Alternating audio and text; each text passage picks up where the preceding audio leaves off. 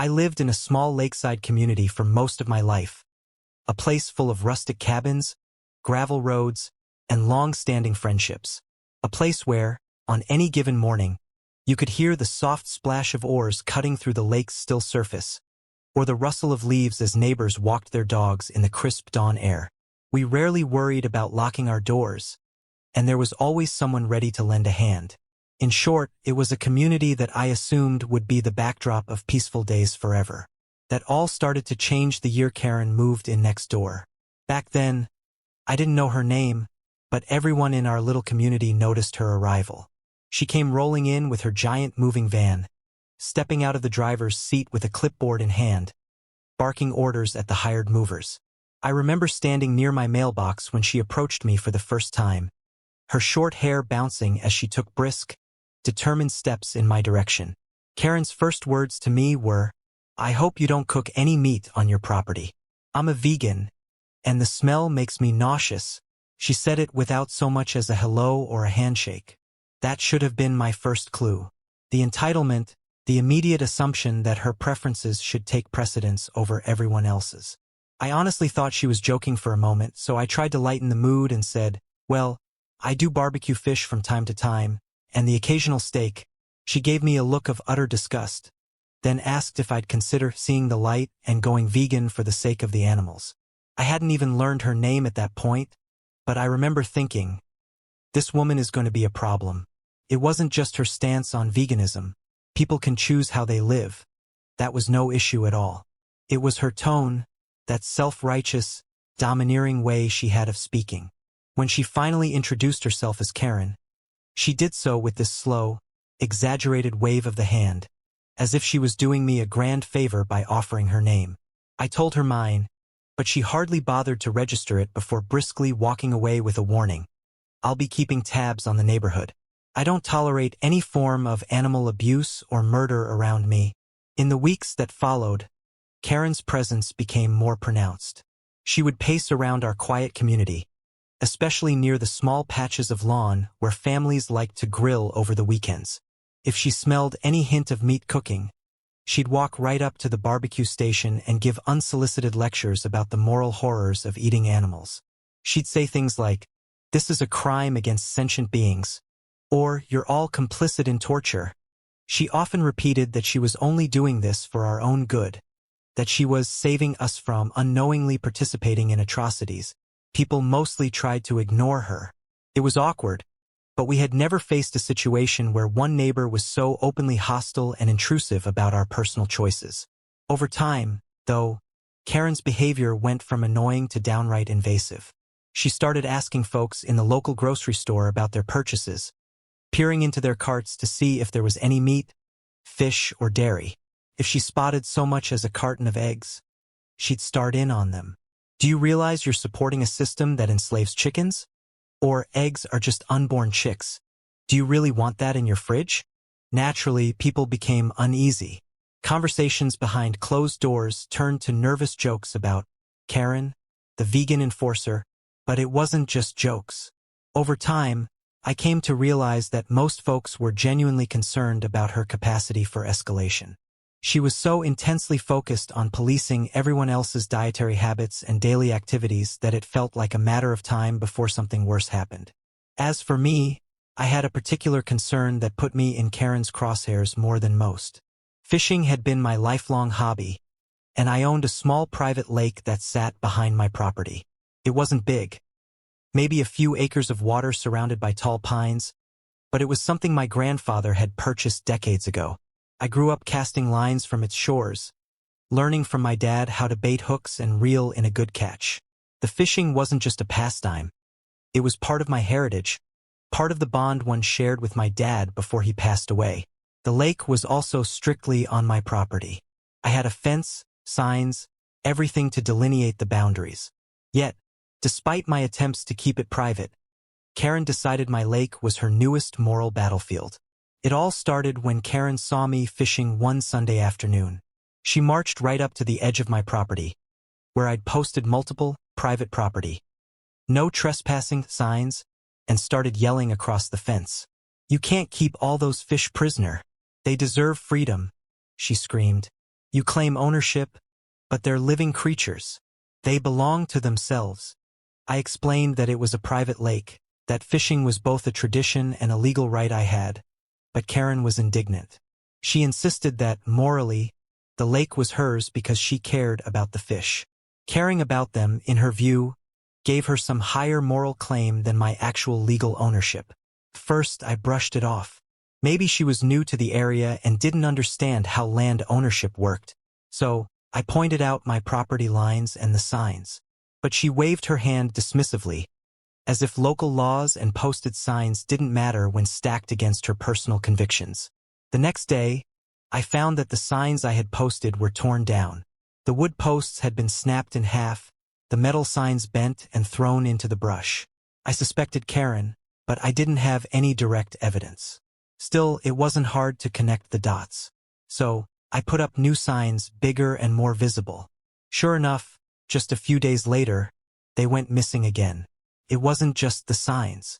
Sometimes, I'd walk to my property line and find piles of raw vegetable scraps or rotting fruit, as though someone had tried to feed the fish in an attempt to sabotage my fishing.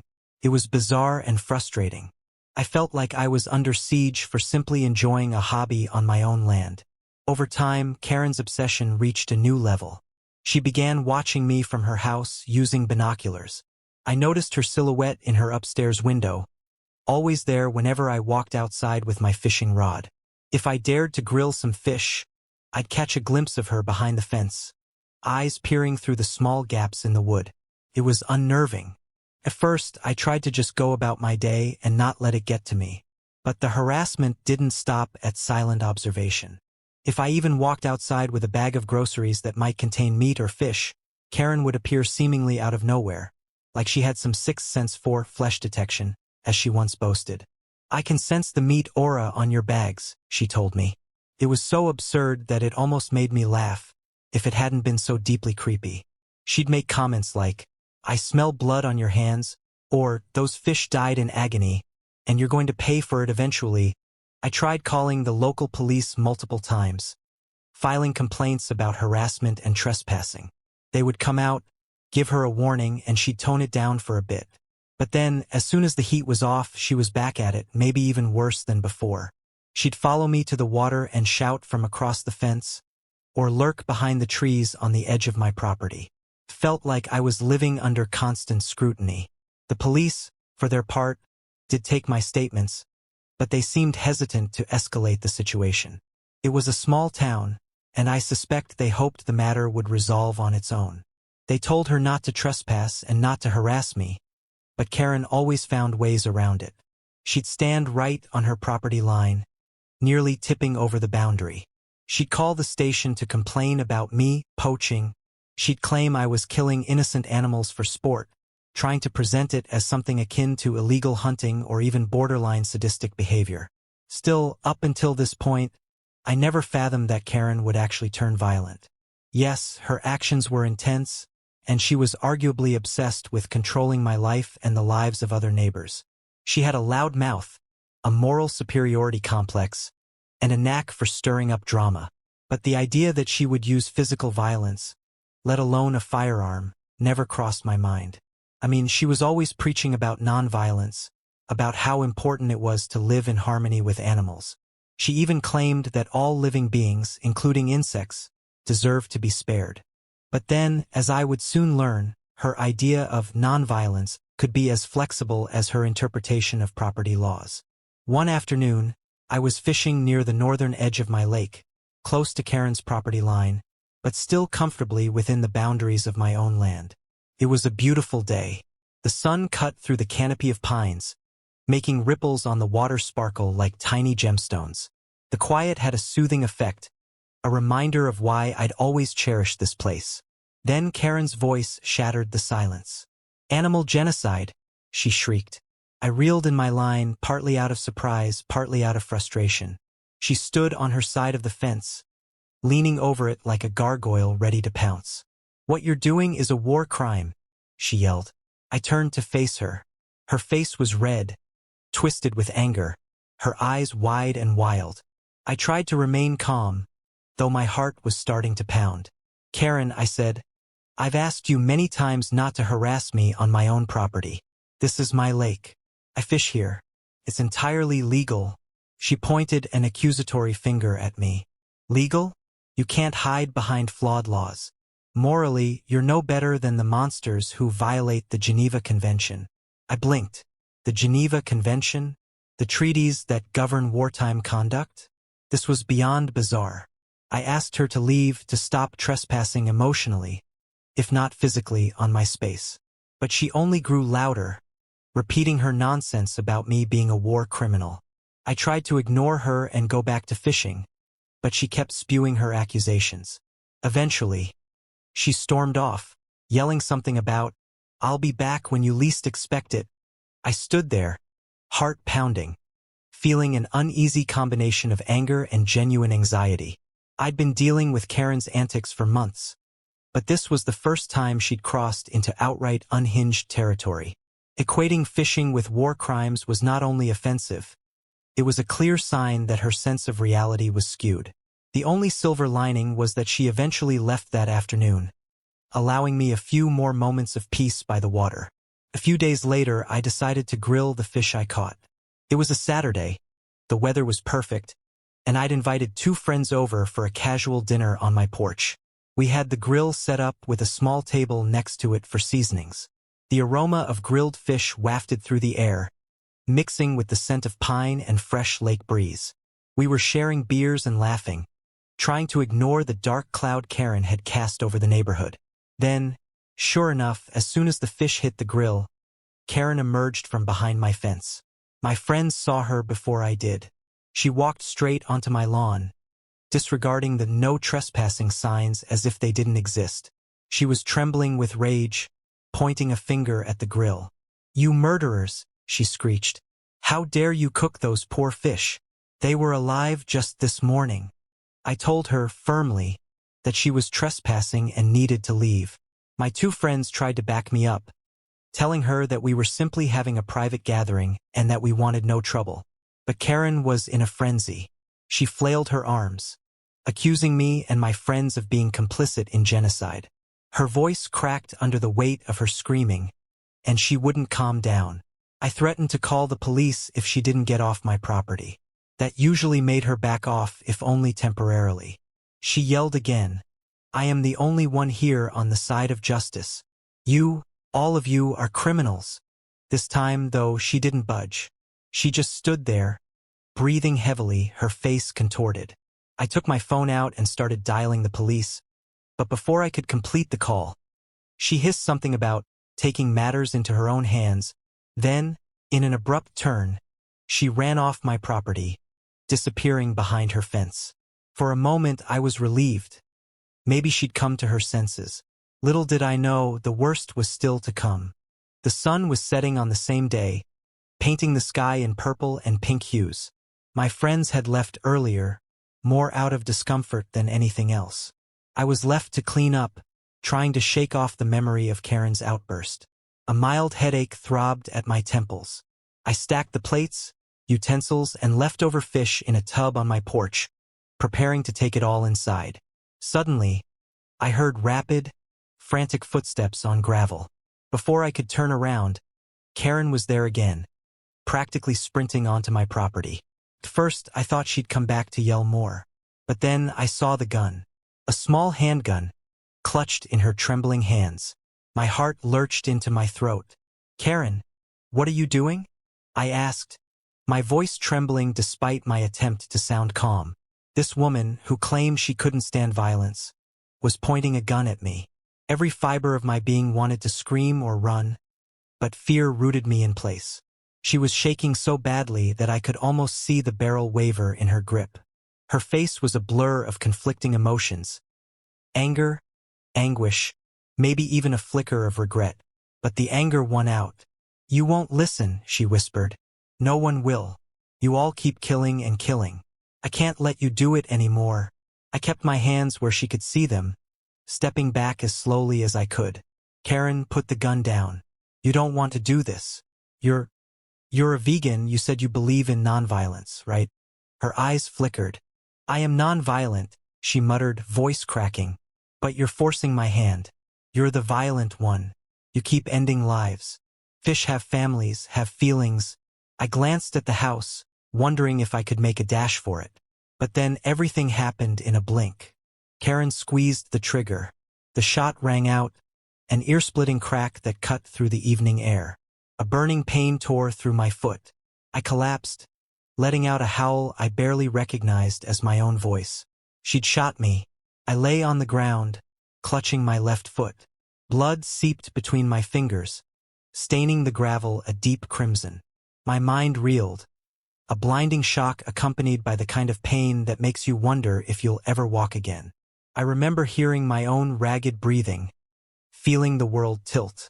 Karen stood there, gun in hand, panting. For a split second, our eyes locked. She looked as stunned as I felt, tears pooling in the corners of her eyes. Then she started mumbling incoherently. Words tumbled out about, "They made me do it," or "I had to save the fish." It was like she was drifting in and out of reality. With the adrenaline surging, I managed to pull myself upright, just enough to grab my phone from my pocket. My hands were shaking so badly that I almost dropped it. I dialed 911, breathless, shouting, "I've been shot. I need an ambulance. I'm at..." I gave my address, every syllable slurred by the shock and pain. Karen didn't run. She didn't even move. She stood there, still holding the gun, tears streaming down her cheeks. I worried she might shoot again, but she just stood like a statue in the dim twilight. Within minutes, though it felt like hours, I heard sirens wailing in the distance. Neighbors started gathering, drawn by the sound of the gunshot. People gasped at the sight of me bleeding on the ground, while Karen just stared blankly. I remember one neighbor, a retired military medic, rushing to apply pressure to my foot. He barked instructions to others to bring towels, water, anything that could help. It was surreal, as if I was watching a chaotic scene from a movie. Only the pain in my foot reminded me it was all too real. When the police arrived, they found Karen still standing there. She had set the gun on the ground by then, raising her hands in a gesture of surrender. The officers shouted commands. "Don't move! Get on the ground!" She lowered herself to her knees, still mumbling under her breath about being forced to do it. The officers placed her in handcuffs, while a couple of them rushed to me, trying to assess the damage done by the bullet. Soon after, the ambulance arrived. My vision was swimming from the throbbing agony in my foot. The EMTs lifted me onto a stretcher. I heard fragments of conversation, something about shock, about needing to get me to the hospital quickly. As they rolled me away, I saw Karen leaning against a police car, tears streaking her face, but no sign of genuine remorse. She seemed off in her own world, as if she still believed she was doing the right thing. After I was stabilized at the hospital, the responding officers came to take my official statement. They told me Karen was arrested without incident once they arrived. She was found with no license for the firearm. I asked them how she'd gotten the gun in the first place. They didn't have all the details yet, but they believed she'd purchased it illegally through a private sale or possibly stolen it. As there was no record of her registering any firearm in our state, Karen spent the first night in jail, presumably in a holding cell until they could schedule a bail hearing. The local police had finally seen for themselves how dangerous she could be. All the previous complaints and warnings had led them to label her a nuisance, but now the gravity of her actions was undeniable. This was no longer just harassment or trespassing. It was a near-fatal act of violence. My foot, on the other hand, or rather on the other leg, was a mess. The bullet had gone clean through, which was a small mercy because it meant they didn't have to perform surgery to remove a fragment. However, it did a number on the bones and ligaments. The doctors took X-rays and MRIs, explaining how intricate the foot structure is. 26 bones, 33 joints, and more than 100 muscles, tendons, and ligaments all working together. The bullet had fractured a couple of metatarsal bones and severed a tendon or two. I remember the doctor's serious tone. "You've got a long road to recovery. This kind of injury can lead to chronic pain, mobility issues, possibly arthritis down the line." I was so overwhelmed that I barely took it all in. Painkillers dulled the edge of the physical pain, but emotionally, I was angry and scared. The idea that Karen had escalated to shooting me because of her moral crusade was mind-boggling. She, of all people who'd gone on and on about saving living creatures, had just tried to kill a neighbor over some fish. Physical therapy became part of my daily routine once I got out of the hospital. A rehab specialist taught me exercises to stretch and strengthen my foot, though every step felt like walking on shards of glass. I had a cast for several weeks, followed by a brace that allowed only limited movement. I'd never realized just how much I took standing, walking, even simply moving around the house, for granted. Everything was a struggle now. Just getting out of bed in the morning required planning and a lot of wincing. Through it all, neighbors visited me, bringing food, offering help around the house, and volunteering to keep an eye on my property. There was a palpable sense of shock in the community, a realization that something truly awful had happened in our usually peaceful area. Some neighbors admitted they'd always been uneasy about Karen's constant intrusions, but they never expected her to actually draw a gun. And, ironically, a bunch of them told me that if she'd been that concerned about the fish, she could have advocated for a local wildlife initiative or some form of protest, something nonviolent that might have at least aligned with her stated beliefs. But she chose bullets instead of dialogue. Within a week of the shooting, the district attorney's office officially filed charges against Karen. They included assault and battery with a deadly weapon, which carried serious prison time. On top of that, she faced charges for the illegal possession of a firearm, as she had no license and had never gone through any legal channels. The DA even mentioned adding enhancements for using a firearm in the commission of a felony.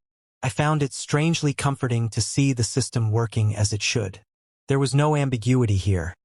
She had trespassed, shot me, and admitted it in front of numerous witnesses. The question of her intent was also under scrutiny. Was she trying to kill me? Or just scare me? Did her ideological convictions push her to extreme violence? The DA made it clear that, given the evidence, they weren't going to let her claim it was just an accident. When Karen's lawyer spoke in court, they tried to frame the shooting as a mistake. They insisted she only intended to intimidate me, to make me understand the severity of my actions against animals, and that she accidentally pulled the trigger out of panic.